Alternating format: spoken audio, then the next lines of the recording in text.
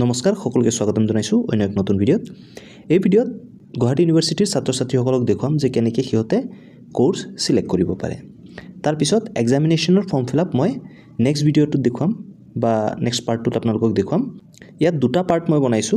এটো হ'ল কোৰ্স আপোনালোকে কেনেকৈ সিলেক্ট কৰিব। কোৰ্স সিলেক্ট কৰাৰ পিছতহে আপোনালোকে এক্সামৰ ফৰ্ম ফিল আপ কৰিব পাৰিব। তো প্ৰথমতে আপোনালোকে কোৰ্সটো কেনেকৈ সিলেক্ট কৰিব। আপোনালোকে গুগলত এনেকৈ সাৰ্চ কৰি দিব সমৰ্থ পৰ্টেল গুৱাহাটী ইউনিভাৰ্চিটি বুলি সাৰ্চ কৰি দিব। সাৰ্চ কৰি দিয়াত আপনি এনেকুৱা এখন ইন্টাৰফেস পাব। তাৰে পিছত আপনি কি কৰিব, ইয়াত আপোনাৰ এনৰোলমেন্ট নাম্বাৰটো দিব আৰু ইয়াত আপোনাৰ পাসওয়াৰ্ডটো দি দিব। পাসওয়াৰ্ডটো দি দিয়াৰ পিছত আপোনালোকে এই লগইনত ক্লিক কৰি দিব। আৰু এটা কথা কৈ দিওঁ, যিসমূহ ছাত্ৰ-ছাত্ৰী ফাৰ্ষ্ট সেমিষ্টাৰত এডমিশন লৈছে সিহঁতৰ এনৰোলমেন্ট নাম্বাৰটো কলেজৰ পৰা কালেক্ট কৰিব লাগিব। কলেজৰ পৰা কালেক্ট কৰি সিহঁতে নিউ ৰেজিষ্ট্ৰেচন কৰিব লাগিব। নিউ ৰেজিষ্ট্ৰেচনৰ প্ৰসেছটো মই আপোনালোকক নেক্সট ভিডিঅ'টোত দেখুৱাই দিম। এতিয়া আপোনালোকক কওঁ যে যিসমূহ ছাত্ৰ-ছাত্ৰী থাৰ্ড সেমিষ্টাৰত পঢ়িছে বা ফিফথ সেমিষ্টাৰত পঢ়িছে সিহঁতে কেনেকৈ এই কোৰ্স সিলেকশ্যন কৰিব। আপোনালোকে এনৰোলমেন্ট নাম্বাৰ আৰু পাসওয়াৰ্ডটো দি দিব লাগিব। পাসওয়াৰ্ডটো দি লগইনত ক্লিক কৰিব লাগিব। আৰু যদি আপোনালোকে পাসওয়াৰ্ড পাহৰি গৈছে তেনে ক্ষেত্ৰত আপোনালোকে ৰিসেট পাসওয়াৰ্ডত ক্লিক কৰি দিব। ৰিসেট পাসওয়াৰ্ডত ক্লিক কৰি দিয়াৰ পিছত আপোনালোকে এনেকুৱা এখন ইন্টাৰফেস পাব। আপোনালোকে প্ৰথম নিজৰ কোৰ্সটো বা প্ৰগ্ৰামটো সিলেক্ট কৰি ল'ব লাগিব। তাৰ পিছত এনৰোলমেন্ট নাম্বাৰটো দিব লাগিব আৰু তাৰে পিছত আপুনি সাবমিটত ক্লিক কৰিব লাগিব। যেতিয়া আপুনি সিলেক্ট প্ৰগ্ৰামত ক্লিক কৰি দিব এনেকুৱাকৈ প্ৰগ্ৰাম আহি যাব। তাৰে পৰা আপোনাৰ নিজৰ প্ৰগ্ৰামটো আপুনি সিলেক্ট কৰি দিব। আপোনালোকে স্ক্ৰিনত চাওক যে ইয়াত মোৰ কোৰ্সটো মই সিলেক্ট কৰি দিছো। তাৰে পিছত ইয়াত এনৰোলমেন্ট নাম্বাৰটো দি দিম। দি দিয়াৰ পিছত সাবমিটত ক্লিক কৰি দিম। যেতিয়া মই সাবমিটত ক্লিক কৰি দিছো এনেকুৱাকৈ ইন্টাৰফেস আহিছে। ইয়াত আপোনালোকৰ যেটো ইমেইল আইডি দিয়া আছিলে হেতু ইমেইল আইডিত এটা ওটিপি যাব আৰু সেই ওটিপিটো এই বক্সটোত ভৰাই দিব। ভৰাই দি আপুনি সাবমিটত ক্লিক কৰি দিব। আপোনালোকে দেখা পাইছে যে মই ওটিপিটো দি দিছো। এতিয়া সাবমিটত ক্লিক কৰি দিম। সাবমিটত ক্লিক কৰি দিলে আপুনি এনেকুৱা এখন ইন্টাৰফেস পাব। আপোনাৰ এটা নতুন পাসওয়াৰ্ড বনাব লাগিব। তো সেই পাসওয়াৰ্ডটো আপুনি ইয়াত দি দিব। তাৰে পিছত যেটো পাসওয়াৰ্ড ওপৰৰ বক্সটো দিলে সেম পাসওয়াৰ্ড তলৰ বক্সটোতো দি দিব। দি দিয়াৰ পিছত আপুনি সাবমিটত ক্লিক কৰি দিব। পাসওয়াৰ্ড ফৰমেটটো আপোনালোকে মনত ৰাখব। মিনিমাম বা কমসে কম এটা ক্যাপিটাল লেটাৰ হ'ব লাগিব, বাকি কিটা স্মল লেটাৰ দি দিব পাৰে। তাৰ পিছত @123 বা @1 বা .123 এনেকুৱা দিব পাৰে। যেনে মই এটা এক্সাম্পল দি দিও, নগাঁও @123 দিয়ে এনটো আপুনি ক্যাপিটাল লেটাৰ দি দিব, বাকি কিটা স্মল লেটাৰ দি তাৰ পিছত @123 বুলি দি দিব পাৰে। মোৰ পাসওয়াৰ্ডটো মই দি দিছো। দি দিয়াৰ পিছত সাবমিটত ক্লিক কৰি দিম। সাবমিটত ক্লিক কৰি দিলে এনেকুৱাকৈ ইন্টাৰফেস দেখা পাব। আপোনালোকে চাব পাৰে যে success you can log in now. এনেকুৱা ইন্টাৰফেস পোৱাৰ পিছত ইয়াত এনৰোলমেন্ট নাম্বাৰটো দি দিব আৰু যেটো পাসওয়াৰ্ড আপুনি বনাইছে হেতু ইয়াত দি আপুনি লগইনত ক্লিক কৰি দিব। ক্লিক কৰি দিয়াৰ পিছত এনেকুৱা এখন ইন্টাৰফেস পাব। তাৰে পিছত আপুনি কি কৰিব যে যেহেতু আপোনাৰ কোৰ্স সিলেকশ্যন কৰিব লাগিব সেয়েহে আপুনি ইয়াত যেটো অপচন দেখা পাইছে স্টেপ 1 ইয়াত আপুনি ক্লিক কৰি দিব। ক্লিক কৰি দিয়াৰ পিছত এনেকুৱা ইন্টাৰফেস পাব। তাৰে পিছত আপুনি কোৰ্স সিলেকশ্যন যেটো অপচন দেখা পাইছে ক্লিক হিয়াৰ ইয়াত আপুনি ক্লিক কৰি দিব। ক্লিক কৰি দিয়াৰ পিছত এনেকুৱা এখন ইন্টাৰফেস পাব। তাৰে পিছত আপুনি কি কৰিব, একেবাৰে তলত দেখা পাব click here to select your course. ইয়াত আপুনি ক্লিক কৰি দিব। তো ইয়াত ক্লিক কৰি দিয়াৰ পিছত আপুনি এনেকুৱা এখন ইন্টাৰফেস পাব। আপুনি অকন সাইডলে অৰ্থাৎ ৰাইট সাইডলে আপুনি স্ক্ৰল কৰিব। স্ক্ৰল কৰিলে আপোনাৰ কোৰ্সৰ নামসমূহ আপোনালোকে দেখা পাব আৰু কোৰ্সৰ কোডসমূহ আপোনালোকে দেখা পাব। ইয়াৰে পৰা আপোনাৰ যোনটো পেপাৰ হয় হেতু আপোনালোকে বাছি ল'ব। যেনে ধৰি লওক আপোনাৰ মেজৰ পেপাৰ আপুনি বাছি ল'ব। তাৰে পিছত আপোনাৰ যি মাইনৰ পেপাৰ আছে হেতু আপুনি ইয়াৰ পৰা বাছিব। তাৰে পিছত আপুনি এসসি অৰ্থাৎ স্কিল ইয়াৰ পৰা বাছি ল'ব। ঠিক তেনেদৰে আপুনি এমডিসি কোৰ্সটো ইয়াৰ পৰা বাছি ল'ব। ইয়াত যেতিয়া ক্লিক কৰিব আপোনাৰ কোৰ্সসমূহ দেখুৱাব, আপোনালোকে বাছি ল'ব। ভিএসইউ এনেদৰে আপুনি বাছি ল'ব ইয়াৰ পৰা।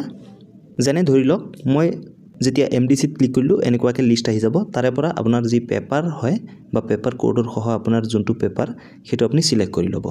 ইয়াত মই গুটেইখিনি বাছি দিলো বা সিলেক্ট কৰি দিলো। সিলেক্ট কৰি দিয়াৰ পিছত এতিয়া মই সাবমিটত ক্লিক কৰি দিম। এইখিনিতে আপোনালোকক এটা ইম্পৰ্টেন্ট কথা কৈ দিও যে যিসমূহ থাৰ্ড সেমিষ্টাৰৰ ষ্টুডেন্টস আছে সিহঁতে যেতিয়া ইয়াৰ পৰা এটা পেপাৰ সিলেক্ট কৰিব, যিসমূহ মাইনৰ আছে বা মেজৰে আছে, এটা পেপাৰ যেতিয়া সিলেক্ট কৰিব তেনে ক্ষেত্ৰত কোৰ্স সিলেকশ্যন সাবমিট নহয়। কেনেকুৱা দেখুৱাই মই আপোনালোকক দেখুৱাই আছো। ঠিক এনেকুৱাকৈ দেখুৱাই প্লিজ সিলেক্ট 8 ক্ৰেডিট। ইয়াত আপোনালোকক টাৰ্ম এণ্ড কণ্ডিশ্যনটো মই ক্লিয়াৰলি বুজাই গৈছো যে যোনজন কেণ্ডিডেটৰ মই কৰি দিছো সিহঁতৰ কলেজত এই কথাটো কোৱা গৈছে যেহেতু 5টা পেপাৰ থাকে টোটাল তো কলেজত যেতিয়া কোৱা গৈছে তেতিয়া সিহঁতে কৈছে যে 6টা পেপাৰ এতিয়া বৰ্তমান সিলেক্ট কৰিব দিছে আৰু 6টা পেপাৰ সিলেক্ট কৰি দিয়াৰ পিছত যেতিয়া কোৰ্স সিলেকশন কমপ্লিট হৈ যাব তাৰে পিছত কলেজত জনাব দিছে বা সেই প্ৰিন্ট কপিটো লৈ যাব দিছে হেতু চাই কলেজৰ পৰা এডিট কৰি 5টা বনাই দিছে অৰ্থাৎ আপোনাৰ যেটো অলাগতিয়াল কোৰ্স আপুনি সিলেক্ট কৰিছিলে হেতু কলেজৰ পৰা কাটি দিছে আপোনালোকে যেতিয়া কোৰ্স সিলেকশন কৰিব তেনে ক্ষেত্ৰত আপোনালোকে কলেজত গৈ খুধি লোৱাৰ পিছতহে এই কোৰ্স সিলেকশন কৰিব তাৰে পিছত কি কৰিলো দুটা সিলেক্ট কৰিছো যদি আপোনালোকে ভালকে চাই ইয়াত এটা টোটাল 5টা পেপাৰ থাকে তো 5টা পেপাৰ অলৰেডি সিলেক্ট কৰা গৈছে কিন্তু যেহেতু ইয়াত দুটা সিলেক্ট কৰা গৈছে তাৰ মানে টোটাল কেটা পেপাৰ হলগৈ 6টা পেপাৰ হলগৈ যত আপোনালোকে 5টা পেপাৰহে এক্সাম দিব কলেজে কোৱা মতে এই 6টা পেপাৰ সিলেক্ট কৰি ইয়াত সাবমিট যেটো অপচন দেখা পাইছে ইয়াত ক্লিক কৰি দিলো ক্লিক কৰি দিলে এনেকুৱাকে ইন্টাৰফেস দেখা পাব তাৰে পিছত আপুনি সাবমিট কোৰ্স সিলেকশন যেটো অপচন দেখা পাইছে ইয়াত আপুনি ক্লিক কৰি দিব যদি কিবা এটা পেপাৰ ভুল হৈছে আপোনালোকৰ সিলেকশন কৰাত তেনে ক্ষেত্ৰত আপডেট কোৰ্স সিলেকশনত ক্লিক কৰি আকৌ যিখিনি ভুল হৈছে আপোনালোকে কাৰেক্ট কৰি ল'ব পাৰে আপোনালোকে ভালকে চাই ল'ব যদি আপোনালোকৰ গুটেই কেটা ঠিকে আছে তেনে ক্ষেত্ৰত আপোনালোকে সাবমিট কোৰ্স সিলেকশনত ক্লিক কৰি দিব ক্লিক কৰি দিলে আপুনি এনেকুৱা এখন ইন্টাৰফেস পাব তাৰ পিছত আপুনি ওকেত ক্লিক কৰি দিব ক্লিক কৰি দিলে আপোনালোকে চাব পাৰে যে ইয়াত কোৰ্স সাবমিটেড সাকসেসফুলি ক্লিক হিয়াৰ বুলি দেখুৱাইছে তো এই ক্লিক হিয়াৰত আপুনি ক্লিক কৰি দিব ক্লিক কৰি দিলে আপুনি এনেকুৱা এখন ইন্টাৰফেস পাব তাৰে পিছত আপুনি কি কৰিব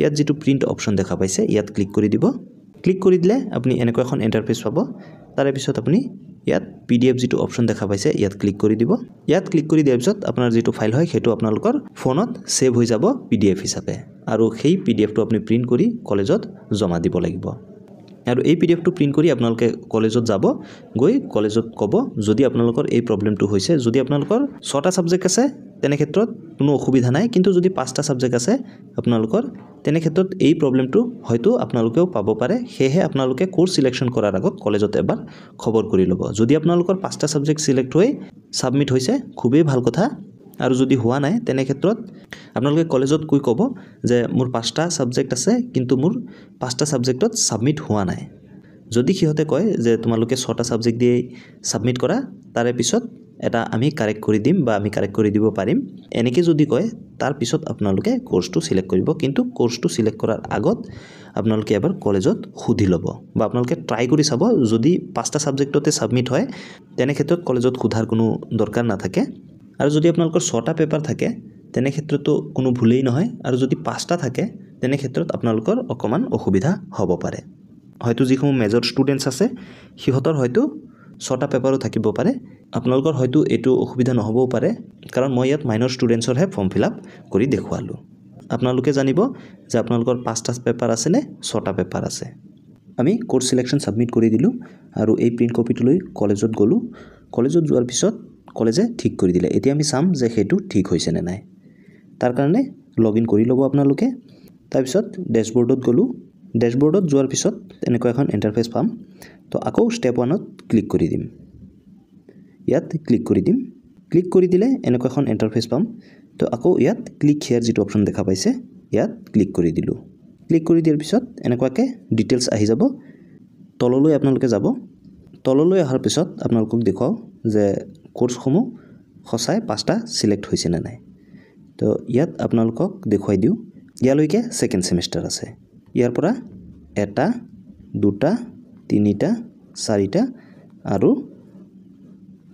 5টা তো 5টা সাবজেক্ট আমি সিলেক্ট কৰিলো অৰ্থাৎ 5টা পেপাৰ আমি সিলেক্ট কৰিলো কলেজৰ ফালৰ পৰা এটা যি এক্সট্ৰাকে পেপাৰ সিলেক্ট কৰিছিলো হেতু ডিলিট কৰি দিছে তো আপোনালোকৰো এনেকুৱা হ'ব পাৰে হেহে আপোনালোকক কৈছো আপোনালোকে প্ৰথমতে কলেজত যাব কলেজত গৈ খুধি ল'ব আৰু এটা কথা আপোনালোকক ক্লিয়াৰলি কৈ দিও যে মেজৰৰ হয়তো 6টা পেপাৰো থাকিব পাৰে মই যেহেতু মাইনৰৰ কৰিছো এটো ভিডিওত হেহে হয়তো 5টা পেপাৰ মাইনৰ সকলৰ কাৰণে থাকে আপোনালোকে হেতু ক্লিয়াৰ হৈ ল'ব যে আপোনালোকৰ পেপাৰ কেটা যদি 6টা থাকে তেনে ক্ষেত্ৰত কোনো অসুবিধা নাই যদি 5টা হয় তেনে ক্ষেত্ৰত আপোনালোকে এই প্ৰবলেমটো যদি ফেস কৰে এবাৰ কলেজত খুধি ল'ব বা মেজৰ সকলেও যদি আপোনালোকে কৰিছে এবাৰ কলেজত খুধি কনফাৰ্ম হৈ ল'ব আৰু এতিয়া আপোনালোকক দেখাও যে ফৰ্ম ফিলআপ হৈছে না নাই তাৰে পিছত আকৌ ড্যাশবোৰ্ডত গুছি যাম ড্যাশবোৰ্ডত যোৱাৰ কাৰণে আপোনালোকে ইয়াত ক্লিক কৰি দিব ক্লিক কৰি দিলে এনেকুৱা এখন ইণ্টাৰফেচ পাব আপুনি ইয়াত ক্লিক কৰি দিব ক্লিক কৰি দিলে এনেকুৱা এখন ইণ্টাৰফেচ পাব তাৰে পিছত ইয়াত ষ্টেপটোত ক্লিক কৰি দিব ক্লিক কৰি দিলে আপোনালোকে ইয়াত চাব পাৰে যে ক্লিয়াৰলি লিখিছে যে currently no examination session active please visit university website for more information মানে এতিয়ালৈকে আপোনালোকৰ যি এক্সামিনেশ্যনৰ ফৰ্ম ফিল আপ হয় সেইটো খুলি দিয়া নাই বা এক্সামিনেশ্যনৰ ৰেজিষ্ট্ৰেশ্যন খুলি দিয়া নাই আপোনালোকে এই চেনেলটোৰ লগত জড়িত থাকক যেতিয়াই এক্সামিনেশ্যনৰ ফৰ্ম ফিল আপ আৰম্ভ হয় আমি ভিডিঅ' লৈ আনিম আপোনালোকৰ কাৰণে তাৰ কাৰণে এই চেনেলটো সাবস্ক্ৰাইব কৰি থব ধন্যবাদ জয় অসম